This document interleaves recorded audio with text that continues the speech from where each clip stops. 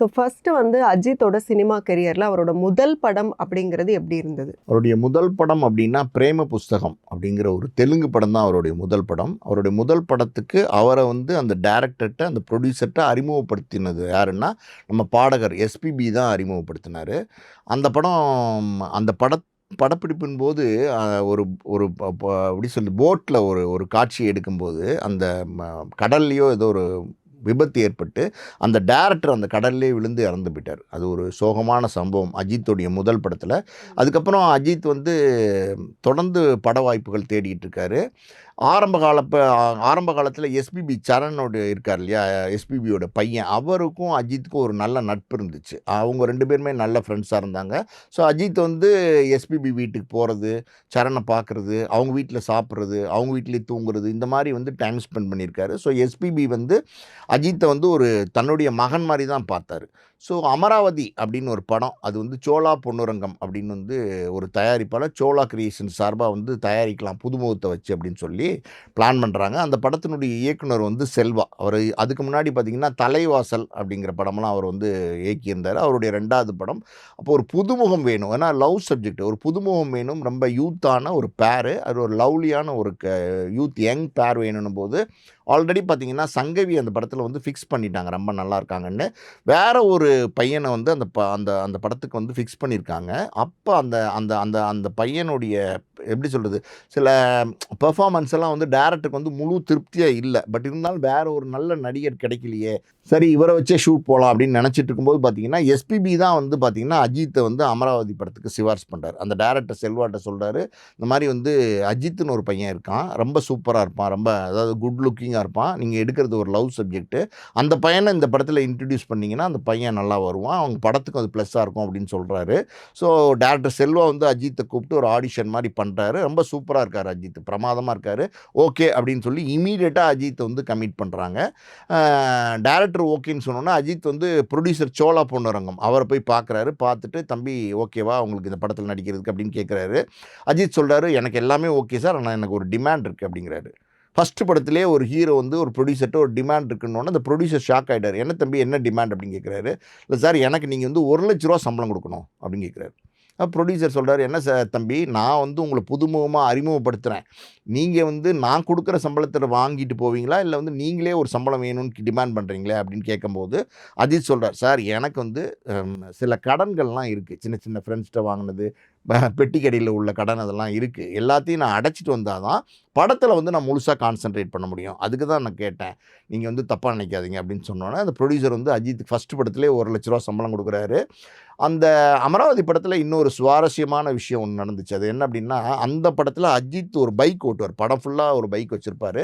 அந்த பைக் வந்து அஜித்தோட பைக். அஜித்துக்கு பார்த்தீங்கன்னா அப்போவே வந்து இந்த பைக் ரேஸு, இந்த கார் ரேஸ்லாம் ரொம்ப பிரியம். பைக்கெல்லாம் பிரித்து போட்டு திருப்பி ரீஅசெம்பிள் பண்ணுறது, இந்த மெக்கானிக் வேலை பார்க்குறது, இதெல்லாம் வந்து ரொம்ப ரொம்ப ஒரு இன்ட்ரெஸ்ட்டு, இயல்பாகவே ஒரு இன்ட்ரெஸ்ட்டு. ஸோ அவர் அந்த அந்த பைக்கை ப்ரொடியூசர் சொல்கிறாரு, அஜித் உன்னோட பைக்கே பயன்படுத்திக்கலாமா அப்படின்னு. தாராளமாக பயன்படுத்திங்க சார் அப்படின்னு சொல்கிறாரு. ஸோ அந்த ப்ரொடியூசர் சொல்கிறார், ஒரு ஒரு ஒரு டெம்போ மாதிரி அரேஞ்ச் பண்ணுறேன், நீங்கள் நாளைக்கு அந்த டெம்போ உங்கள் வீட்டுக்கு வரும், பைக்கை கொடுத்துருங்க. அவங்க ஏற்றிட்டு ஊட்டிக்கு போயிடுவாங்க, ஏன்னா ஷூட்டிங் வந்து ஊட்டியில் தான் படம் ஃபுல்லாகவே. ஸோ ஊட்டிக்கு போயிடுவாங்க, நீங்கள் அங்கே வந்து யூஸ் பண்ணுங்கள், திருப்பி அதே டெம்போவில் கொண்டு வந்து கொடுத்துட்றேன் அப்படின்னு சொன்னோன்னா அஜித் சொல்கிறாரு, சார் ஒரு ஒரு சின்ன விஷயம் நான் சொல்கிறேன், நீங்கள் தப்பாக நினச்சிக்காதீங்க அப்படின்னு. என்னென்னா, நானே வந்து பைக் ட்ரைவ் பண்ணி ஊட்டி வரைக்கும் வரேன் சார் அப்படிங்கிறாரு. அவர் ஷாக் ஆகிறார். கிட்டத்தட்ட பார்த்தீங்கன்னா ஒரு 500 கிலோமீட்டர் ஊட்டி வரைக்கும் எப்படி தம்பி ட்ரைவ் பண்ணிட்டு வருவீங்க, அது ரிஸ்க் இல்லையா, ரோட் ட்ரைவு எப்படி சார் அப்படின்னும்போது அவர் அஜித் சொல்கிறாரு, இல்லை சார் எனக்கு பைக் ரைடிங் அது பேஷன், நான் ரொம்ப லைக் பண்ணுவேன் இந்த மாதிரி லாங் ட்ரைவ்ஸ்லாம், நானே ஊட்டிக்கு வரேன் சார் ப்ளீஸ் சார் அப்படின்னு சொல்கிறார். அப்புறம் இவருடைய ஆர்வத்தை பார்த்துட்டு ப்ரொடியூசரும் ஓகே உங்கள் இஷ்டம் அப்படின்னு சொல்கிறாரு. இவரே ரைட் பண்ணி தான் ஊட்டி கொண்டு போகிறாரு. அங்கே படம் ஃபுல்லாக இவரோட பைக்கை வந்து யூஸ் பண்ணுறாரு. அதுக்கப்புறம் படப்பிடிப்பு முடிஞ்சோன்னே மறுபடியும் இவரே வந்து ட்ரைவ் பண்ணி சென்னைக்கு வராரு. ஸோ இதெல்லாம் வந்து அஜித் என்ன அப்படின்னா, அஜித்துக்கு வந்து இந்த passion bike riding, car race இதெல்லாம் வந்து அந்த காலத்திலே இருந்துச்சு. ஸோ அதுக்கப்புறம் அமராவதி படம் அது ஒரு பெரிய வெற்றி படம்னு சொல்ல முடியாட்ட கூட அது ஒரு நல்ல பேசப்பட்ட படமாக இருந்துச்சு. அந்த படத்தில் உள்ள பாடல்கள் எல்லாமே பெரிய லெவலில் ஹிட் ஆனதுனால அஜித்தை எல்லாருமே கவனிக்க ஆரம்பித்தாங்க. அடுத்து 1, 2 படங்கள் வந்து அஜித்துக்கு வந்தது. ஆனால் பார்த்திங்கன்னா பெரிய படங்களாக வரல. அந்த படங்கள்லாம் அடுத்தடுத்து தோல்வியானது.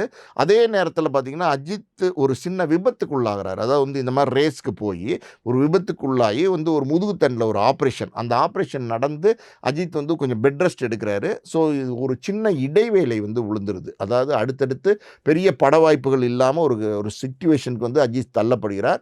அந்த நேரத்தில தான் பார்த்தீங்கன்னா, ராஜாவின் பார்வையிலேன்னு ஒரு படம். அந்த படம் தான் வந்து அஜித்தும், விஜயும் சேர்ந்து நடிச்சிருப்பாங்க.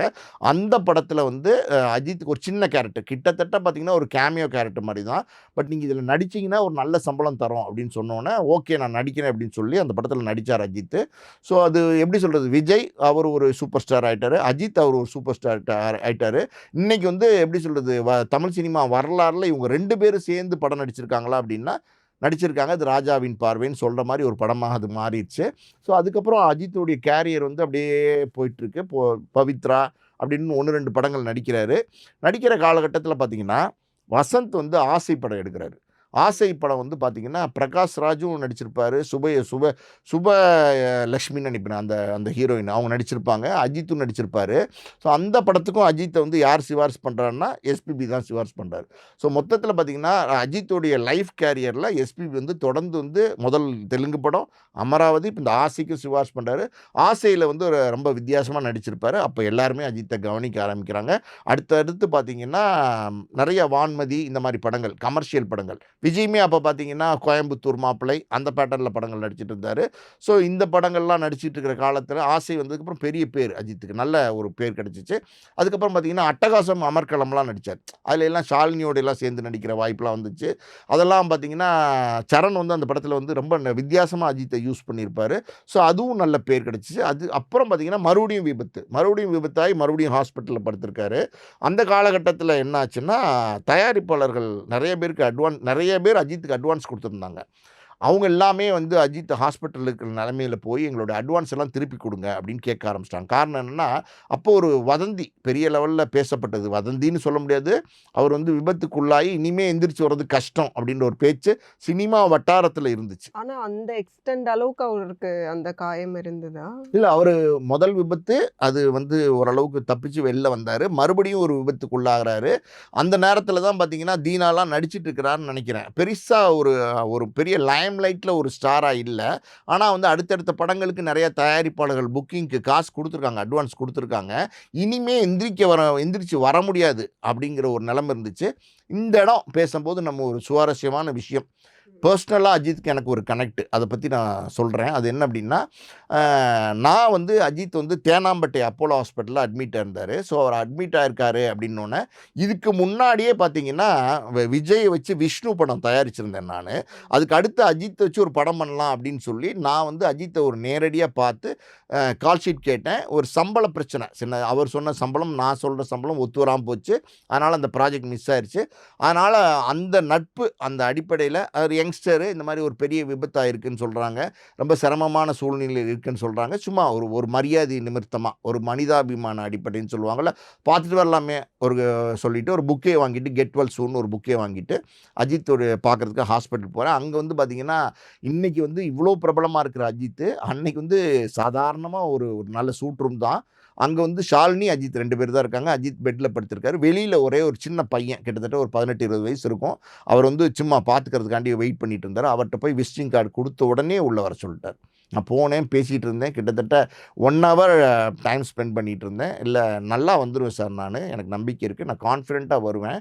பட் என்னன்னா, இன்னைக்கு நெறைய தயாரிப்பாளர்கள் வந்து என்னுடைய பணத்த வந்து அதாவது குடுத்த அட்வான்ஸ் வந்து திருப்பி கேட்குறாங்க. சில படங்கள்ல வந்து நான் நடிக்கிறேன்னு அனௌன்ஸ் பண்ண படத்துல எல்லாம் கூட பேர் மாற்றம் பண்ணி வேற நடிகர்கள நடிக்க வச்சுட்டாங்க. அது கொஞ்சம் வருத்தமா இருக்கு சார் அப்படின்னு சொல்லி அந்த நேரத்துல உரிமையோட பேசிட்டு இருந்தாரு. ஒரு காஃபியெல்லாம் குடுத்தாரு. நெறைய விஷயங்கள் அந்த ஷாலினி அங்க இருந்தாங்க. அப்ப அவங்க சொன்னாங்க, சார் இந்த மாரி வந்து இந்த இது ஆபத்தான இந்த ரேஸ் வந்து தேவையா? கொஞ்சம் குறைச்சிக்கங்களேன்னு சொன்னா கேட்க மாட்டேங்கிறார் சார் அப்படின்னு சொல்லி சொன்னாங்க. ஸோ ஒண்ணும் கவலைப்படாதீங்க. அவரும் நம்பிக்கையோட பண்றாரு. அவரோட பேஷனா அது இருக்கு. நல்லபடியா இருப்பாரு அப்படின்னு சொல்லிட்டு விஷ் பண்ணிட்டு வந்தேன். அதுக்கப்புறம் வந்து நேரடியா நான் சந்திக்கிறதுக்கான சந்தர்ப்பம் இல்ல. படங்கள்ல பார்த்த ஒரு சந்தர்ப்பங்கள் தான். ஸோ அதுக்கப்புறம் தான் அவருக்கு தீனா படம் வந்துச்சு. தீனா படம் வந்தோனே பார்த்தீங்கன்னா, பெரிய லெவல்ல ஒரு எப்படி சொல்றது? ஒரு ஆக்ஷன் ஹீரோவா, ஒரு மாஸான ஒரு ஹீரோவா கன்வெர்ட் ஆகுறாரு. அந்த படத்தில தான் தலைங்கிற பேர் வந்து அவருக்கு வைக்கிறாங்க. அதாவது வந்து ரசிகர்கள். அது ஒரு டயலாக் இருக்கும். அஜித் வந்து நிப்பாரு ஃப்ரேம்ல. அப்போ வந்து மகாநதி சங்கர் ஒரு வில்லன். அவர் வந்து பின்னாடி இப்படி நிப்பாரு அஜித் பின்னாடி. அவரு ஒரு டயலாக் பேசுவாரு. என்ன பேசுவார்ன்னா, அதாவது வந்து "தலை இருக்கும்போது வாலாடக்கூடாது" அப்படின்னுவாரு. எதிரில் இருக்கிற வில்லனை பார்த்து.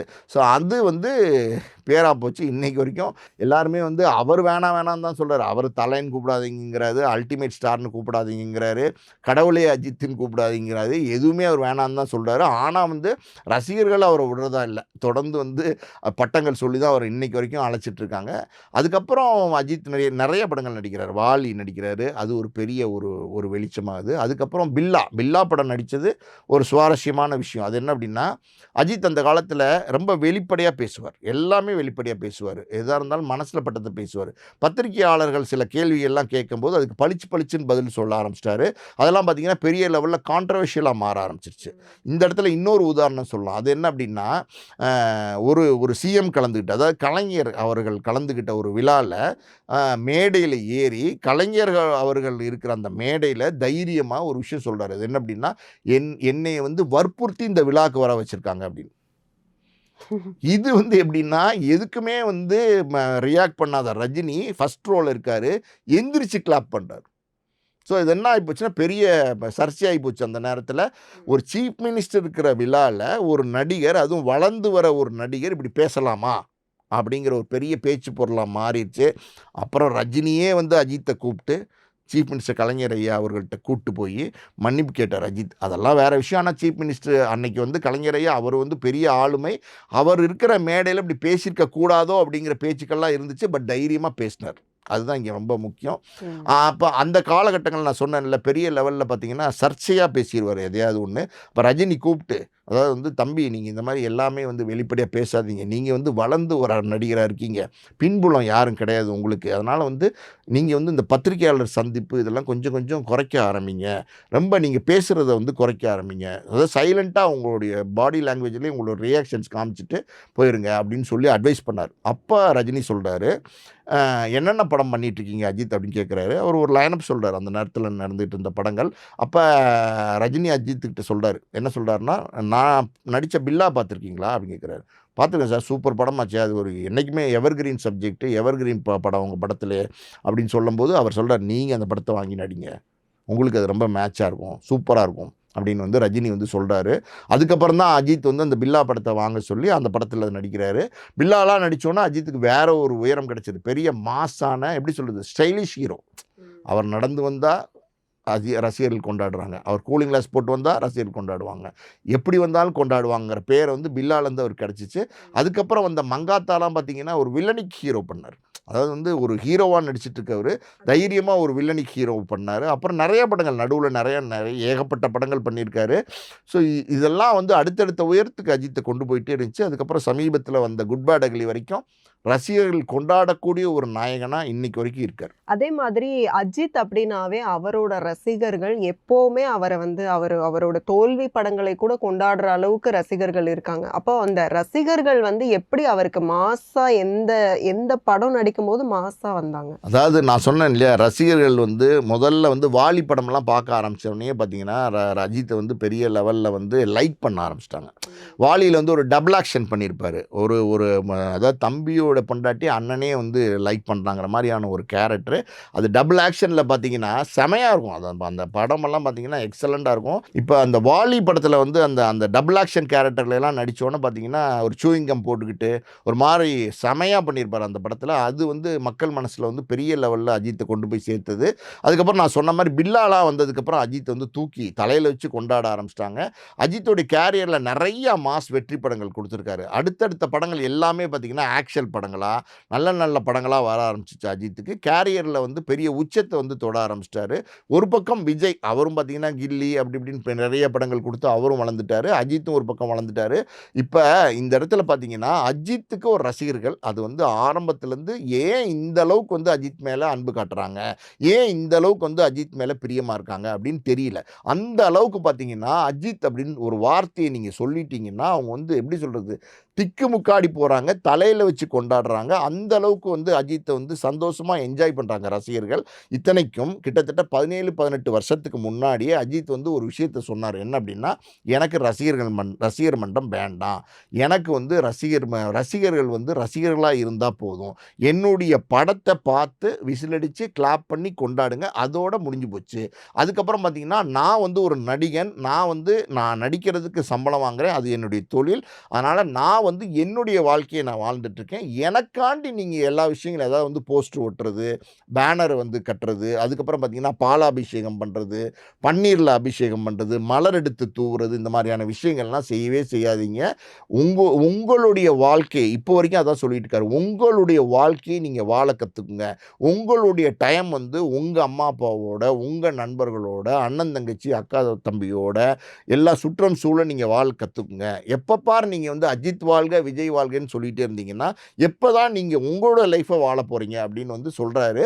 ஸோ இந்த இடத்துல நம்ம ஒரு விஷயம் ரொம்ப பெரிய விஷயம் அஜித் சொல்கிறது என்னென்னா, ஒரு மாஸா இவ்வளோ தூரம் வளர்ந்துட்டு இருக்கிற ஒரு கதாநாயகன் கிட்டத்தட்ட 17, 18 வருஷத்துக்கு முன்னாடியே இது வேணான்னு சொல்லிட்டார். இன்றைக்கி சொல்லலை.